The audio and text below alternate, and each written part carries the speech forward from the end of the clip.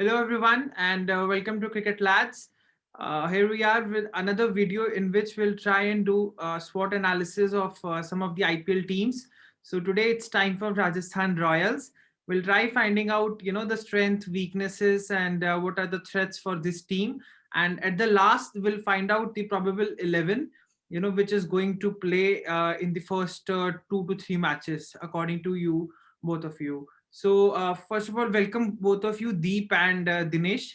Welcome to my channel. So, first of all, we'll try and show the audience. I have a squad for the IPL. I'll try and show everyone the squad for this time around.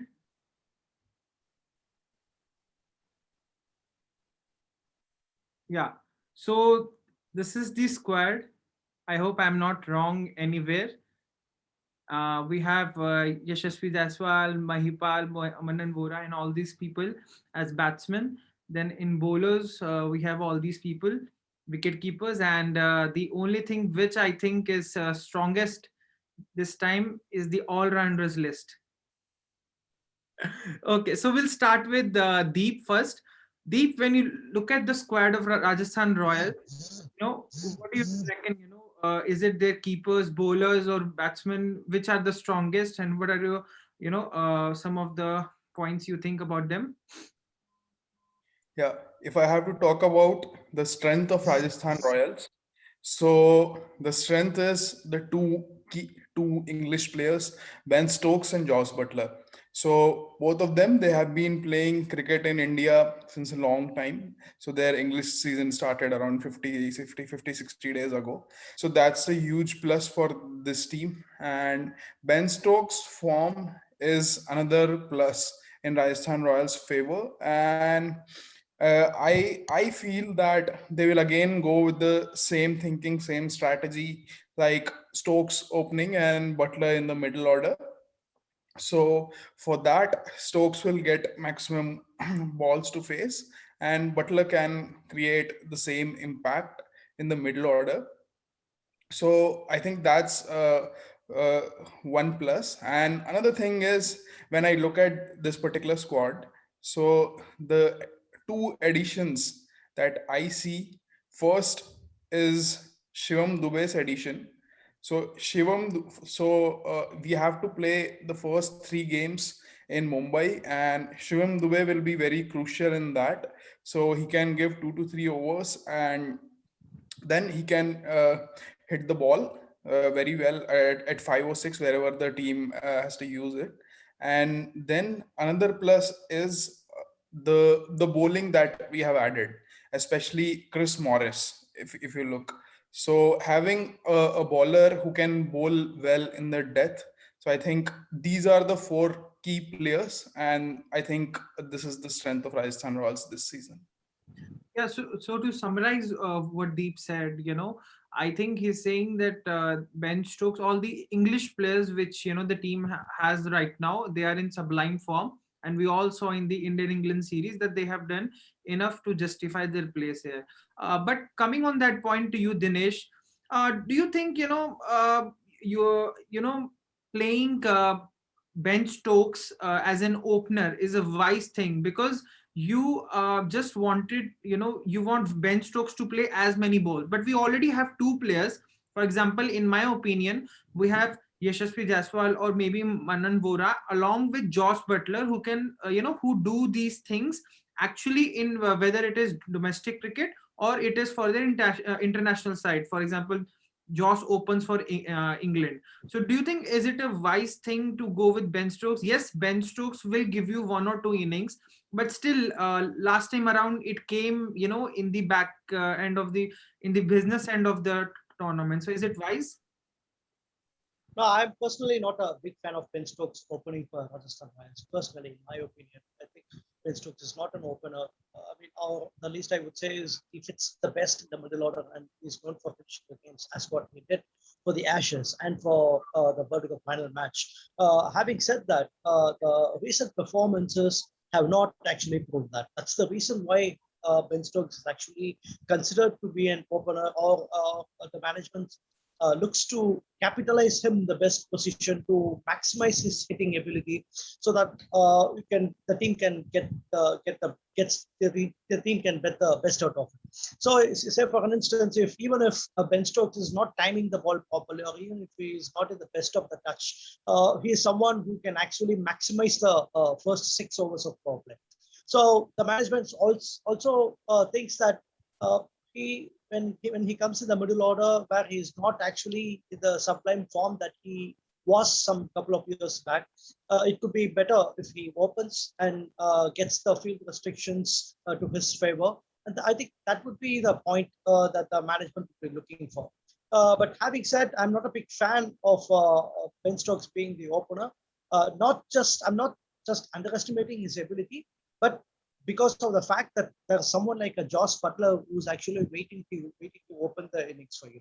Because in the recently concluded T20 series and the recently concluded ODI series, Josh Butler has given a clear message that when he opens in T20, he is actually a match winner. He has actually played 2 big innings in 3 of the T20s that has happened. And similarly, when he comes in the middle order, he didn't perform as much as he is expected to be. So it would be pretty much a gamble, but still, what I back Josh Butler with is Josh Butler is actually a classic batsman. It takes a match or a couple of matches for him to adjust to the situation and to play the kind of innings that he played in the World Cup final match. Do not forget that he played a good knock in the World Cup final match along with Ben Stokes. Yeah. Ben Stokes had been remembered as a match winner, and most of the time, Josh Butler had been forgotten. So it just takes 1 or 2 matches for him to settle and to capitalize. But it's not a bad option to open with Ben Stokes. But personally, I would like to see. Yeah, so to summarize this, according to both of you, what will be the strength of Rajasthan Royal this time around? Is that their bowling, batting, or anything else which you feel is the strength of them? If you have to summarize in one point, Deep, first of all, you. So this time their strength will be their team selections. So they had the squad last season, they have the squad this year, but now they have a cricketing brain who can select a good playing 11 according to the conditions and according to the opposition. And I think that is the biggest strength of Rajasthan Royals this season. So I think you were telling about Sangakkara, that the brain Yeah. which have joined with Rajasthan Royals. So according to the strength is going to be their coach, their head coach rather. So Dinesh, same question to you as well. Who do you think is the strength of Rajasthan Royal this time around? The strength of Rajasthan Royals, undoubtedly, as Deep told, is the cricketing brain that he talked about, that is Kumar Sangakkara. Because not just what Kumar Sangakkara is all about, but because of the experience that he brings into the management, the experience that he brings into the mix, be it from the time of Shane Warne, or be it from the time of Rahul Dravid, or be it Mahila Jayawardene, who does wonders with MI recently. And if you look at SRH now, Mutaya Muralidharan and VVS Lakshman have been part of the dugout. So that's what an experienced player being in the dugout, being a part of a team does to you. And that's what had been lacking for the last couple of seasons. Shane Warne had not been a regular package of Rajasthan Royals for the last couple of years, and then it's struggling. So what I feel is a value addition to the side is Kumar Sangakkara.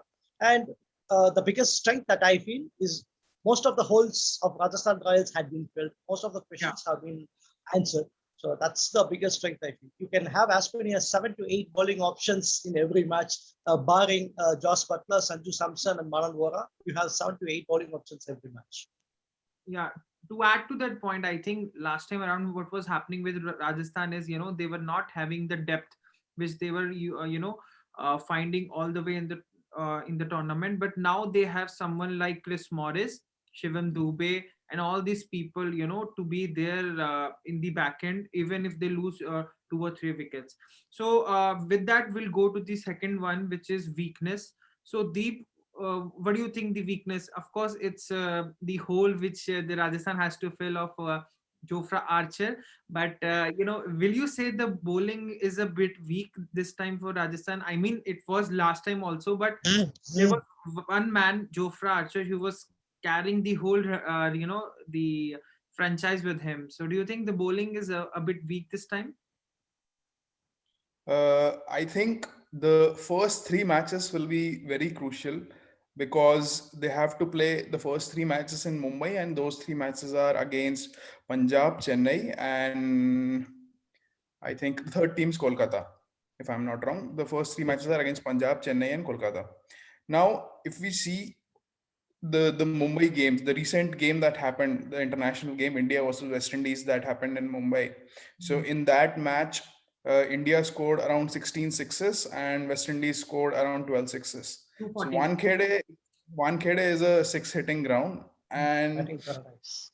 yes, so the bowlers will go for plenty, and yes, you have to hit the right lengths. So yeah, Hardik Pandya, Karen Pollard, they have been so successful for Mumbai Indians because they are, so the way they bowl, so they don't give that much speed to batsmen, so Yeah. they have to generate the momentum. And all. So yes, so I think for Mumbai games, uh, Andrew Ty is going to be crucial. So Andrew Ty plus Chris Morris, and I think the weakness that you talked about. So I see that weakness in the spin bowling department. Yes, Rahul Tewatia is there, but the way probably Mayank Markande will be my first choice spinner to play in the Mumbai games. So the way Mayank Markande will bowl, so that will determine Rajasthan Royals' success. So I think the spin department is a little bit weak for Rajasthan Royals. So now, since Deep mentioned about spin department, I actually got some of the stats from last time around. I'll try showing it once. So we have this thing. Last time in last season, these are the total wickets taken by two spinners. That is 20 wickets, 10 by Rahul Tewatia and 10 by Shreyas Gopal, with an average economy of 8.5. So this is something which Deep just mentioned, that the spinners have not been able to take as many wickets as they are expected to, because I remember in 2019 Shreyas Gopal had a blast of a season because he took, I think, hat trick against RCB. He took Virat Kohli's wicket, AB de Villiers, and all those. So he had a good season, but this time I think, Dinesh, what do you think? The spin department is a bit, something to be looked upon by the franchise. Yes, correct. And the main reason that you need to understand is the bowlers have become so much predictable. The 2019 season that you talked about, where Shreyas Gopal went for as many wickets as he could, that was the reason. The main reason why he was successful was that he was not predictable. His googlies came from nowhere. So the batsmen were actually predicting, they actually playing for the leg spin, where the balls would be straighter ones or the googlies. So when googlies and the straight ones come out of nowhere, out of blue, you'll actually tend to lose wicket, or you would not be in a situation to play big. So that was the success of Shreyas Gopal in the 2019 season. And also, not many would have known, not many cricketing batsmen would have had an idea of what Shreyas Gopal would be bowling. Would he be a leg spinner, or would he be a mystery spinner? No one would have an idea. And when he bowls leg spin, everyone would expect a leg spin to be bowled, whereas he deceives you with a googly or a straight ones. But whereas when these players are one season old, and where they're coming for the second season or third season after a successful season, they would be decoded. They'll be decrypted by the opponents. So that's what happened. The googlies were actually predicted. So there is no point in bowling googlies and straighteners when it is actually predicted very well prior. So that was the downfall that I saw. And not just that, the grounds in Dubai, Sharjah are not as big as you would see in India. So it's just a good mistimed hit would actually take you to six. So that's, the margin of error for the spinners, other than playing in India, is actually very, very less. And Shreyas Gopal is someone who actually succumbed to that pressure. I would say he is still a potential bowler, but he was not used, or he didn't do what his strengths is all about. So this time around, I would like to see him bowling more leg spinners other than the straight ones, or the googlies, which he used a lot in the last season. A bit of rephrasing in the mind, a bit of restructuring of the ideas will be a successful bowler again. Yeah, I think apart from this, many people think what impact Jofra had actually for Rajasthan is, right up there. He took, 20 wickets, which was the highest for Rajasthan, and he had a staggering average of 18 and strike rate of 17. So, which is really good in T20 cricket.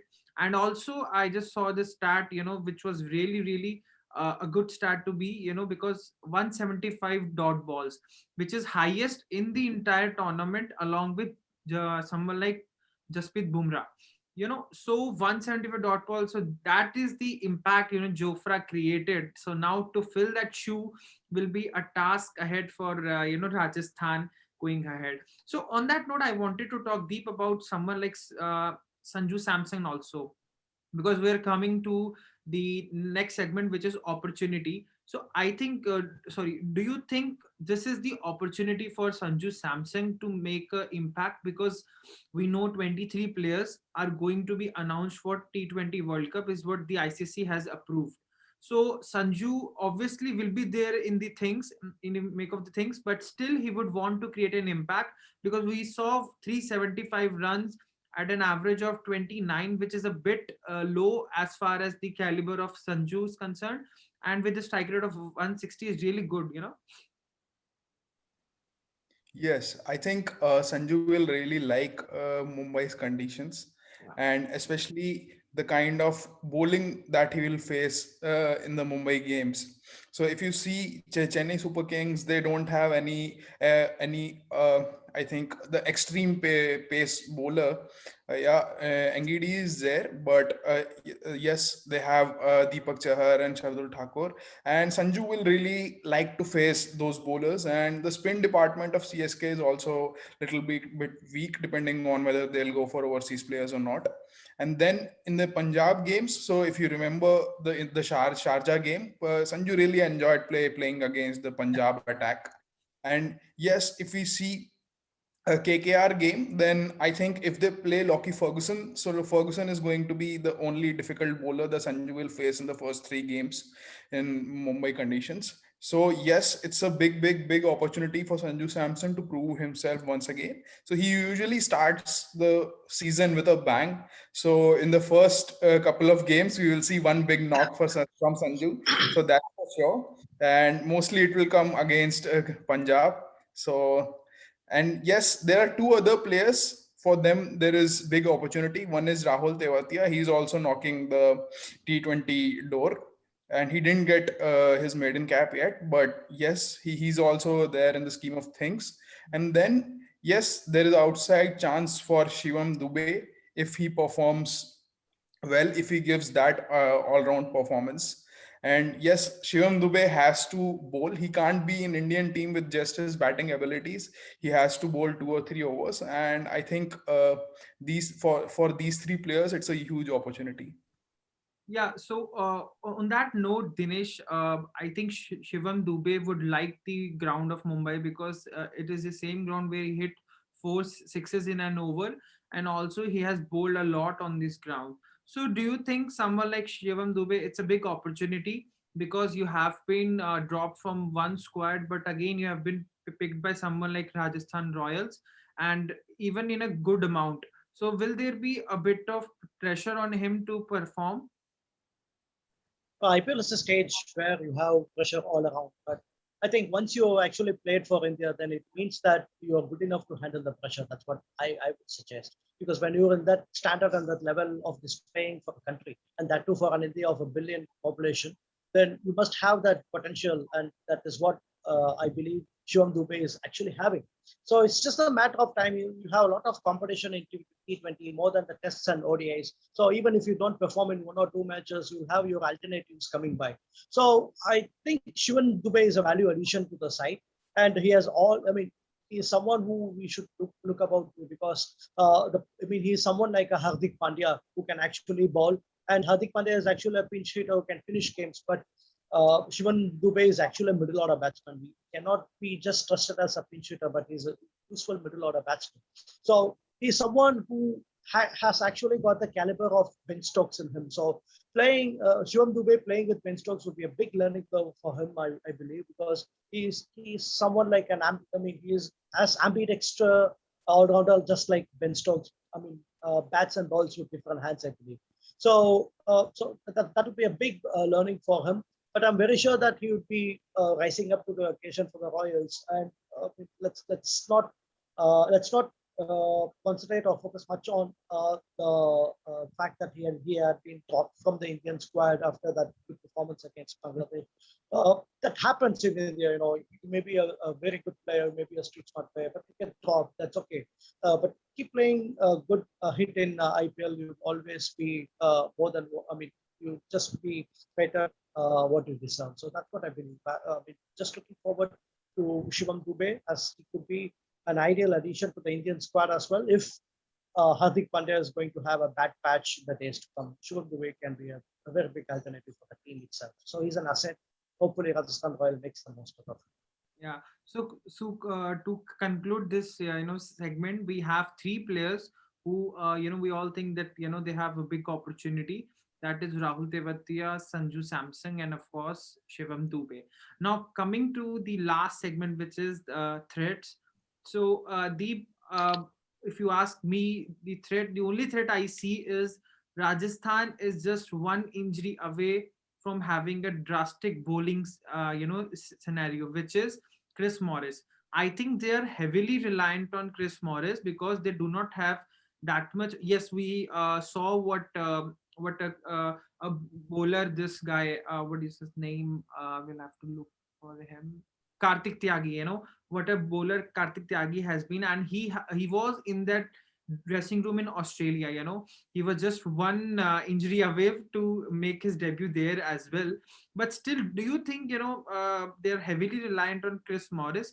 Because apart from that, there is no experience in the bowling lineup. Even the someone like Mustafizur Rahman, he's been going for a lot of runs. And as far as IPL is concerned, he always goes for a lot of runs. His economy actually is above 8 only. Yes, sir. So I don't see Mustafizur Rahman playing in Mumbai games. And yes, he'll be crucial when the team will go to Delhi. But then Jofra Archer will be available. So I don't think the team will use Mustafizur Rahman, because for the left arm pace bowling option, we already have the young talent Chetan Sakaria. Yeah. So he has performed really well and he has impressed a lot with his dot balls. So his dot ball percentage is very high, if you see. And then he has a knack of picking wickets. So Chetan Sakaria is a good option for that left arm pacer. And yes, when we see, so you rightly pointed out that Rajasthan is just one injury away, but there is another threat that I see, is that the penalty rule, the slow over penalty rule. So when Rajasthan is playing with this kind of bowling lineup, yes, Morris will take time to finish his overs. When Jofra Archer will come, he will also take time to finish his overs. Yes, and then we'll have overs from other pacers. Ben Stokes, he usually takes time. So yes, Rahul Tewatia is the only one who finishes overs quickly, and you have to play Shreyas Gopal to finish overs quickly, right? So, and after the third penalty, I see the threat that the team will try to change the captaincy in order to avoid a penalty over Sanju Samson if that happens, right? So if that happens, probably we will see Josh Butler leading in between the season just to avoid Sanju Samson, because they can't afford to drop Sanju Samson because they don't have any other batsman of that caliber. So apart from Chris Morris, because he's always also injury prone. So if Chris Morris plays 14 games, that will be a huge plus for Rajasthan Royals. Apart from that, this over rate is going to be a huge concern for Rajasthan Royals. Yeah, I think the second thread which you mentioned about overrate, I think this will be on the back of the mind of each and every team, that they have to complete. And I think this is a really good thing which the BCCI has introduced, because in the last ODI match, I think India was 3 or 2 hours late, in the overrate, I guess. 2 hours or 1 hour late in completing their overs. 40 minutes, I think. Yeah, so 45 minutes, so it was a long duration for what they were taking to bowl. So this is a very really good point, I think. Dinesh, who do you think is the threat right now, which you see in the Rajasthan camp? Now, to the point that you made that Rajasthan Royals is one injury away from being a complete balanced side, I agree to that. But in a way that what I feel is the workload management has to be precise enough. The reason why I tell you is Jofra Archer is a three-dimensional bowler. A three-dimensional bowler, I mean, he bowls in the power play. He comes between 14th and 16th over to break partnerships, and he bowls those 2 overs of death overs. So he is actually three-dimensional when it comes to bowling. So the best way to handle Chris Morris in a fitter way and to keep him away from injuries and to get the maximum out of it is to split the workload.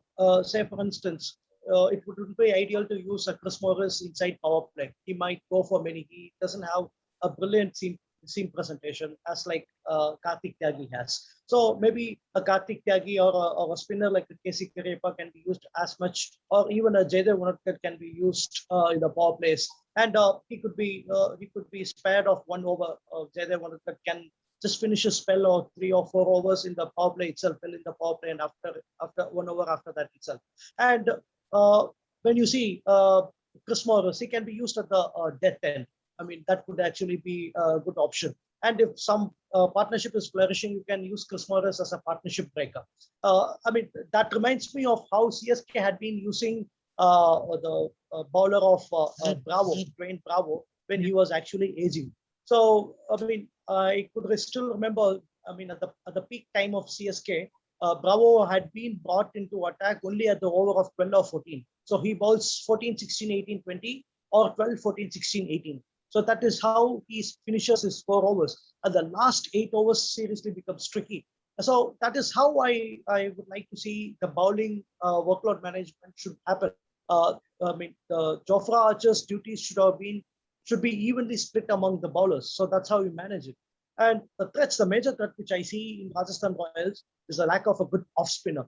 Rajasthan Royals has got plenty and plethora of leg spinners, be it Mayank Markandeya or be it Shreyas Gopala, be it Rahul Tewatia. You don't have a premium off spinner in the caliber of Ravichandran Ashwin or an Akshar Patel or Sunil Narine, who could actually turn the game on its head. So you don't have an off spinner. That's the biggest threat. And the biggest threat, which I would feel, is an absence of an anchoring middle order batsman. Because last season around, you saw the best of Ben Stokes in the opening. He got a century. Yeah. He got those 40s and 50s evenly spread. And you got some good finish hitting from Rahul Tewatia and Jofra Archer. But what made the difference between entering into the playoffs and being eighth position in the table is the volatile and the fragile middle order.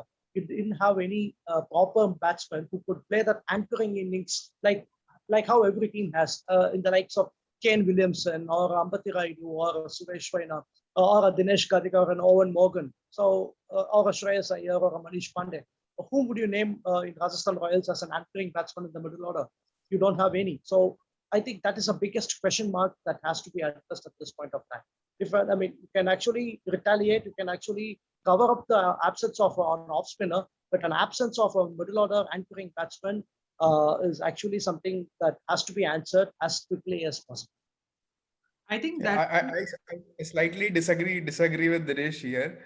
yeah. So the problem that Rajasthan Royals faced last season was they didn't know their opening pair. They tried Smith and Stokes, they tried Butler and Stokes, they tried Butler and Smith, they tried Jaiswal, they tried Robin Uthappa. So their opening partnership was not working, and that's why everyone has to play one position down. So Smith has to play one position down. He has to play four. Butler has to play five. Sanju has to play three. So that was the issue. They were not playing the natural game. So this No, season, correct. What I meant was I didn't mention that they had a good opening. I didn't mention that. But here and there, they were able to get some performances from Ben Stokes and Robin Uthappa, 40s from Robin Uthappa, and Rahul Tewatia was finishing games. Jofra Archer was finishing games. We could have some numbers here and there in the opening and in the finishing, but we didn't have even that in the middle order. That's what I mentioned. No, I don't think this season the strategy is to have an anchor player who will anchor the innings. This season, every player has to play their particular bit, and then together the team will win games. Because this season they have a stable opening pair, Vohra and Stokes. Will, I think they will play 14 games. Then Sanju's role is defined. I probably see Dubey at 4 and Butler at 5. So I think they all know their particular role. So if you look at the percentage of balls that they have to play, so everyone have to play around 15 to 20 balls, and I think then Yeah, the yeah. the least I expect is not to the middle order batsman should not allow the wickets to fall in cluster. That's the least I ask for. I'm not. I mean the likes of Kane Williamson or Virat Kohli is too much to ask. But as you told, a 15-20 ball innings would actually stop the wickets falling in cluster. So that is the least I'm asking for. To spend 15 or 20 balls, score around 30, 35. So that would be enough. That would stop the wickets from falling in cluster. That had not been happening the last season as well. So that's what I mentioned. It's not just someone like a Ken Williamson or a Virat Kohli. That's too much to ask for. So what I actually want is someone who can stop the fall of wickets so that the wickets don't fall in cluster, and to spend around 15-20 balls and score around 30-35 runs. And later someone like Riyan Parag or Rahul Tewatia or Jofra Archer can actually pitch in and cash in. So a person who actually can stop the fall of wickets, and that's what I actually I desperately want to see in this season that I had not seen in the last season. Right. And to conclude that, the threats which have come out is one is the injury prone Morris, which can lead to a disaster. The second one is obviously the slow overrate thing. And the third one, which Dinesh mentioned, is not having an anchor batsman in the middle order, which I think Mahipal can play that role. But again, he's a youngster, and I remember one of his innings last time around against Yes, RCB where he RCB. scored 70 some runs, and that was really a sensational innings because wickets were falling from the other end. Sanju Samson went on early, Josh Butler went on early, everyone went on early. So it was Mahipal along with Robin Uthappa, I think, who made such a brilliant knock. So now I would like Deep, to you you to tell us your probable 11 which is going to play in 3 to 4 days time. Right. So for the first three games, for the Mumbai games, we all know that Jofra Archer is not available. So for that, my playing 11 is as follows: Manan Vohra and Ben Stokes to open, Sanju Samson at number 3, Shivam Dubey at number 4, and Ben Stokes at number 5. So that will give Shivam Dubey the cushion to play between two explosive players. So he will be my anchor, and then he can take on at the end. So that's the best way we can utilize Shivam the batsman. So this is my top 5. Then Riyan Parag, Rahul Tewatia, and Chris Morris, my 6, 7, 8, the finishers. And I'll probably use Andrew Ty at number 9 for the first few games. And then for the remaining 2 spots, I'll have Mayank Markande and Chetan Sakaria.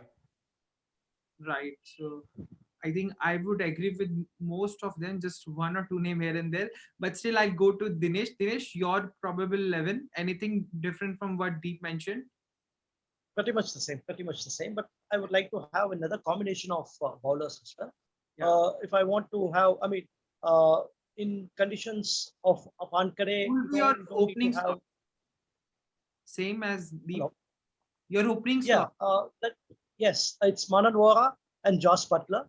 And number 3 would be Sanju Samson.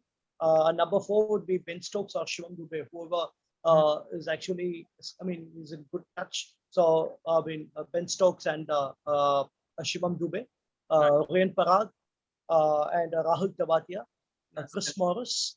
eight. I mean, the first combination of bowlers is Mustafizur Rahman, Mayank Markande, and KC Karyappa.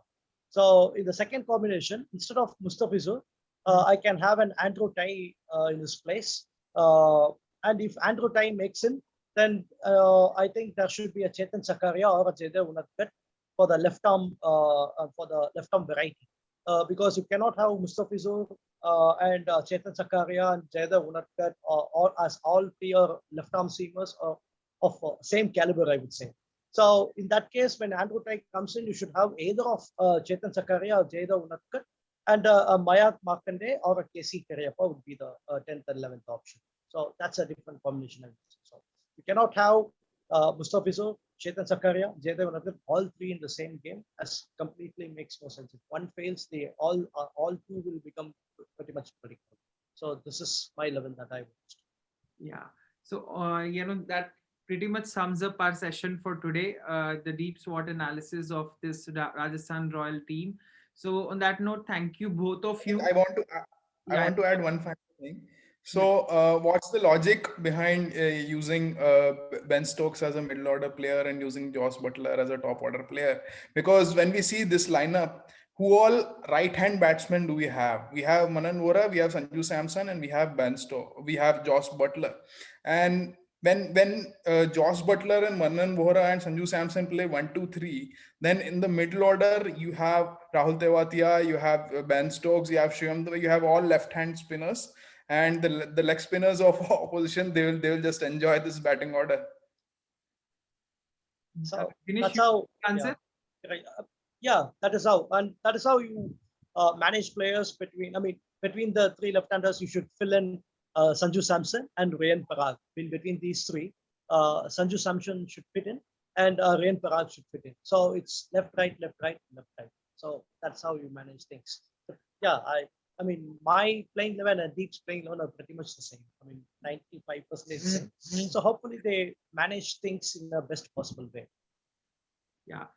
Let's hope both of your playing 11 matches to what RR is planning to play on, in Mumbai against which team? I think Kings 11 or Yeah, CS. first match is Punjab, against Punjab Kings.